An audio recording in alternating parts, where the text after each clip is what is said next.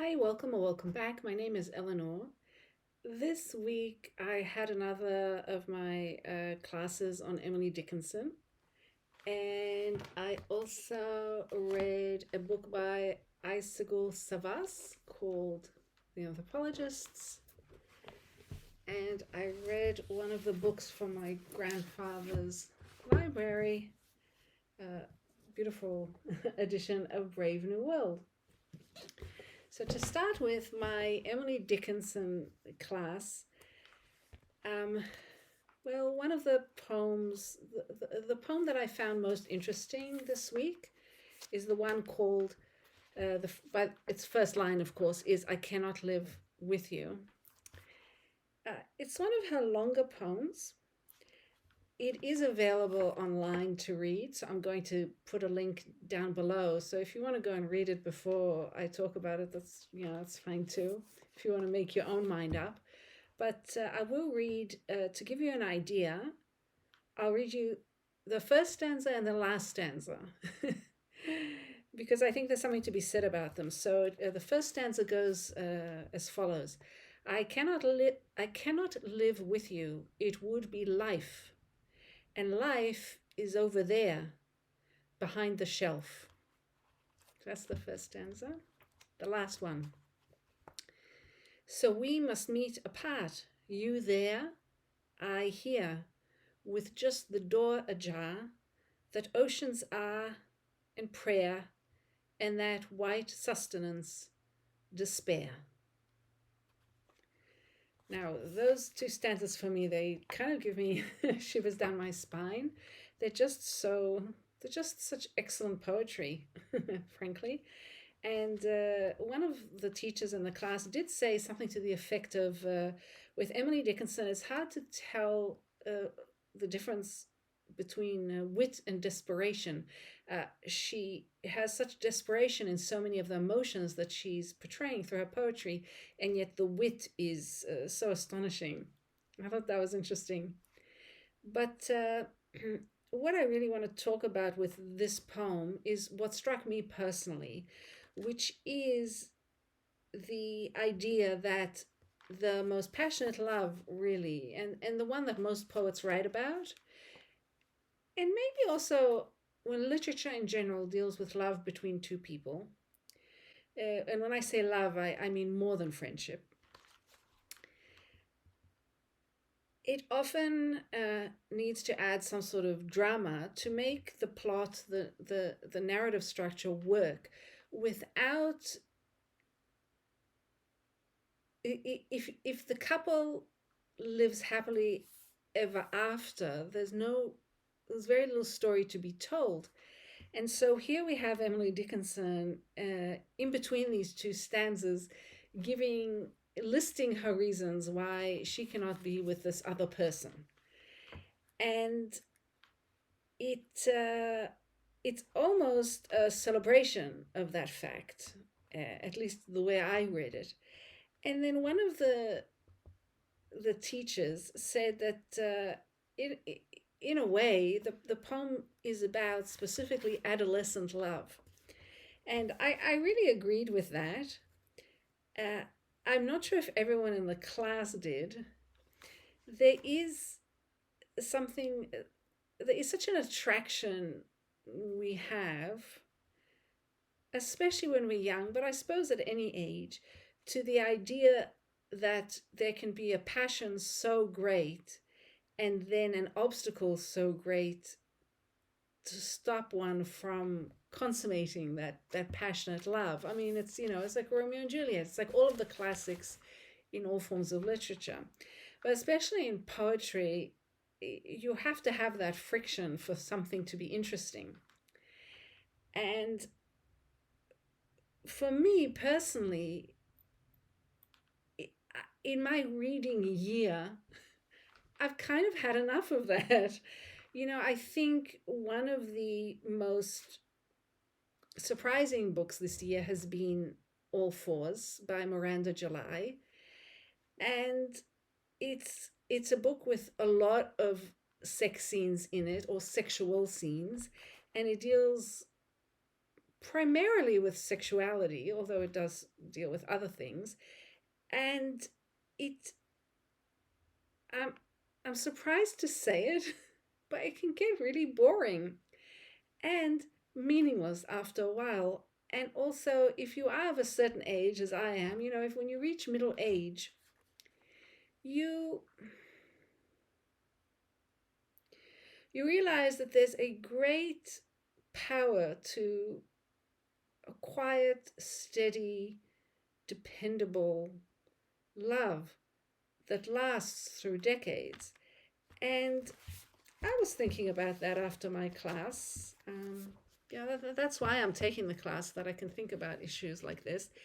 And then I watched Ben from hi Ben from Ben Journals, one of his videos. I guess it was about a month ago, and he was talking about the Anthropologists by Savas, and so it was available at the library, and I started to read it.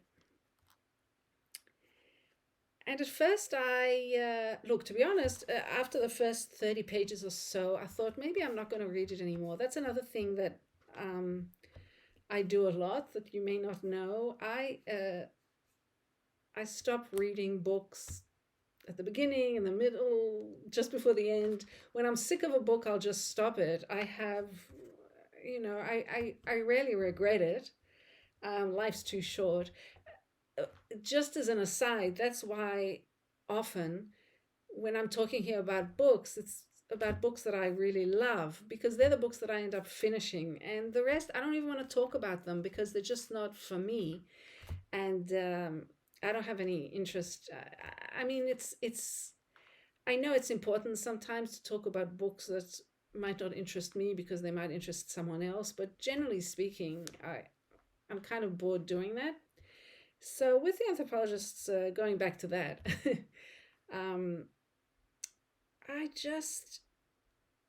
it seemed like it was getting nowhere. It wasn't saying anything. It wasn't getting anywhere. And then something changed. And I'm really, really glad I finished it, because I think now it's one of the best books I've read this year. So what changed? I realized what Savas is doing. She's telling the story of a young couple who have known each other since they were even younger. And they're married. And they're living in an unnamed city, and they come from two very different backgrounds, but we don't know exactly what those backgrounds are. And they just love each other. They're committed. Their relationship is calm and understanding and mature. They have disagreements, but not a big deal. And the protagonist, who is the woman, it's a man and a woman, this couple, and the woman is really trying to think of the different ways they can go ahead with their life. Now, it's not a drama about whether they should stay together or not. That's a given. She says at some point, we realize that we're just like, we're meant for each other, and we're living together, and that's that. It's just very calm. So there's no drama about whether we'll split up or not, or is someone disloyal, or I want more from life, or we need to work on our sex life. In fact, there's no sex in this book at all. It's never mentioned at all. It's not a topic of conversation. It's not an issue. This is a mature-ass book. And I really appreciate it, because that's very hard. I think it's very hard to create, because where's the drama? Where are the plot points? What is there anything of interest there? And actually there is. It's very subtle, and it comes from the clarity of the short episodes that the book is written in, the very calm tone of the protagonist, and the the discussions between the couple and their friends, you just sort of get to feel like you're coming home when you go back to the book. So I found myself looking forward to the end of the day when I could read a bit more of this book. I felt like I was coming home. It was very calming. It was a very unusual feeling to have when I'm reading, because usually I'm excited about some dramatic incident and curious about what might happen next. Or if I'm reading poetry, I am in the midst of some dramatic event or dramatic feeling, or an argument is being made. And here it's more of a quiet, peaceful thought process, and I really, really appreciated it. And even though I am, decades older than this couple, and I've had experiences, they're thinking of, do we want to settle down, which means, do we want to buy a property? Do we want to, possibly have children? Although it's not really about that, but it does come up, from relatives mentioning it to them. I'm beyond that. I've had my children, they've moved out. So, so, it's still a story that I feel I know this story, and I feel very thankful, very, very thankful to Savas for attempting to express that in a novel, in a work of fiction, and to doing so successfully. Each of the very short chapters is a short episode in their life, and there are titles such as Family Archive, Present Tense, Posterity, The Mirror, Future Selves. And it's really strange, I have like a deep affection for this couple, and I admire them so much. And I really have a great affection for this book as well. Like, I'm just looking at it like, hello, old friend. So anyway, that was quite a surprise and a very nice contrast to the crazy making poetry of Emily Dickinson. Oh my goodness. This woman, this poet just has one dramatic, crazy poem after another, and it gets a bit much. Like, you just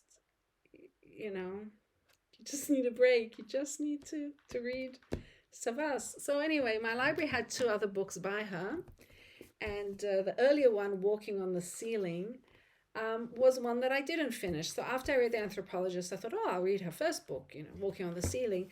And this wasn't for me. It really wasn't for me. I think it's for a younger reader. Well, first of all, I think Savas really honed her craft in this one, and here she's still experimenting, and it's an excellent book. I mean, it might be for you, but it's more about a coming of age of a young woman, and I just wasn't in the mood for that at all. But I am looking forward to, I'm about to start White on White, which from what I've read, I think might be more up my alley. So I'll talk about that hopefully if I do read it, if I do finish it next week. Other than that, following on Glyph, which I'm still thinking about a lot, and I still don't know if I think it's just a very light, almost meaningless book, or if it has some deeper meaning that's unbelievably interesting. I still can't make up my mind. In any case, because Glyph refers to Brave New World so much, I thought it's a good opportunity to push myself to read one of my grandpa's books, and that is this brilliant edition of Brave New World. it's got this plasticky cover, and I think that's a reference to the part of the Brave New World communal identity is that they all wear man-made materials.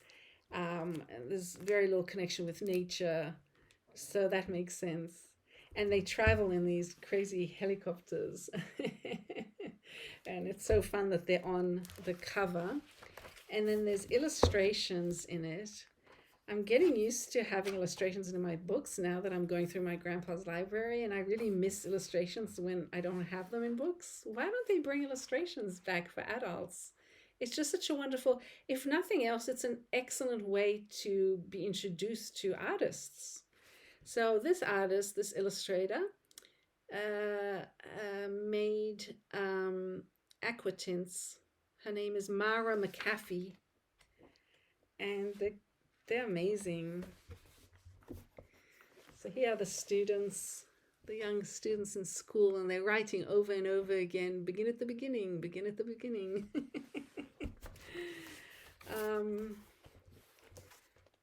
It's a great book if you're interested in that sort of let me find another illustration. The idea of some sort of future, what it might look like in a kind of dystopia, a bit of a satire, a look at the way society works. I mean, it's interesting in connection to the Anthropologists and that Emily Dickinson poem, now that I think about it, because in this society, the way they view, well, first of all, the way they view love and sex is primarily from the angle of wanting people in the society to be happy. So if you're going to want to have some sort of monogamous relationship, you're going to be, deeply unhappy. And if you're going to try to stop yourself from having sex every time you want to have sex, then you'll be unhappy too. So let's just make everyone happy. And so there's this very free love society, very free sexual society, and only the strange people who don't fit in because something went wrong when they were being formed in the test tube, only they feel a bit weird about it. Yeah, it's a strange way to look at how to bring up children. This Brave New World has children learning about the world through rhymed aphorisms that are repeated over and over again as they sleep. It shows you the power of rhyme. I thought to myself, yes, you have political slogans that rhyme and they're so catchy, people don't even care what they mean. It's just a fun rhyme that works. There's a character in Brave New World whose job it is to write these rhyming aphorisms, and that's the only outlet you have as an artist in this world, of course, because if art brings unhappiness. Okay, so that's it. It's just short and sweet tonight, and I hope you're all doing well. As you can tell, I'm a bit tired. In any case, I want to remind you the only real property is the property of the mind, and I'll see you next time. All the best to you. Bye-bye.